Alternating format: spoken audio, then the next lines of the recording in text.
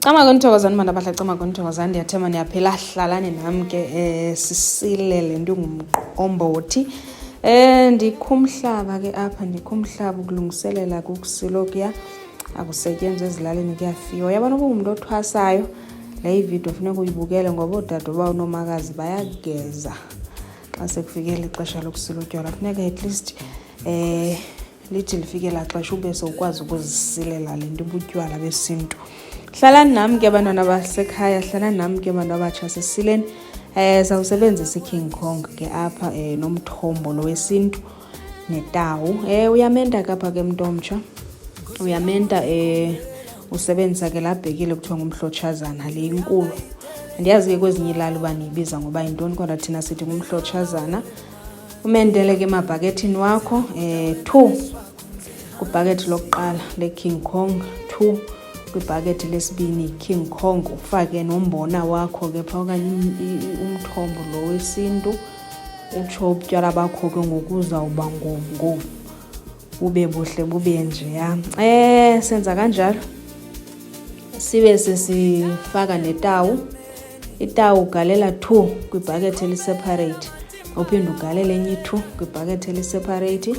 Amanzi wakho ke mntwana omhle abe elunga pha eziko. Nithutha amanzi wenu nixube kodwa xa uzawumixa umthombo amanzi funeka abe dikidiki ngoba umthombo uyatsha.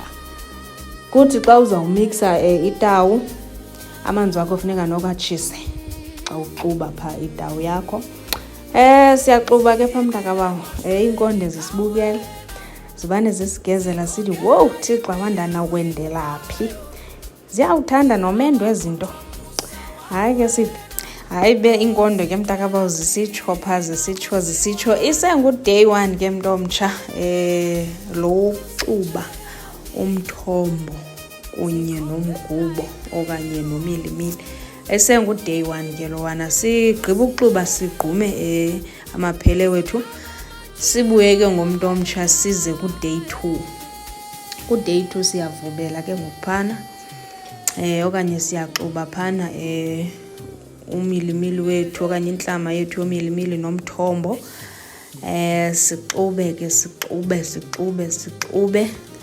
sitsho ke ngoku sididiyele ke ngoku after sixubile sididi amanzi ashushu abilileyo siyeke ibe njeya ke ngoku ibe nje sigqume silinde ke ngokubile. Yes sivuke ke ngo-day 3 hayi nabo mntaba ububilile utywala bubilile sizawupheka ke ngomntu omtsha ke ngo-day 3 sizawupheka ke ngomntakabawo nanku ulala isitoke emaxhaphethu uba esikho intlama yokupheka utywala.